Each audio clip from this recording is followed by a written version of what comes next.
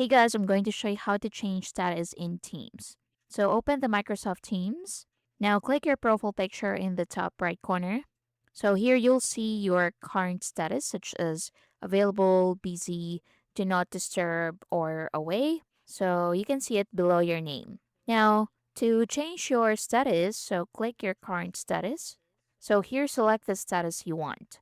So you have available. So this means you're active and ready to chat. You have busy, so this means you're working and prefer not to be disturbed. You have do not disturb, so this means notifications are muted. You have be right back, which means you're away briefly. You have appear away, which shows you're away even if you're active. And you have appear offline, so this lets you use Teams while appearing offline to others. So choose what you prefer. So here you can also set status message.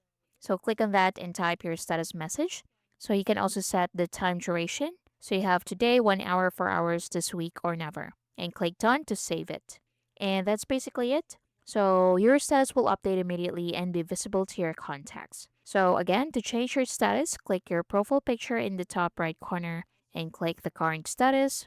Then choose the status you want to change. So just select it just like so and it will be updated automatically. And that's basically it. Thank you for watching.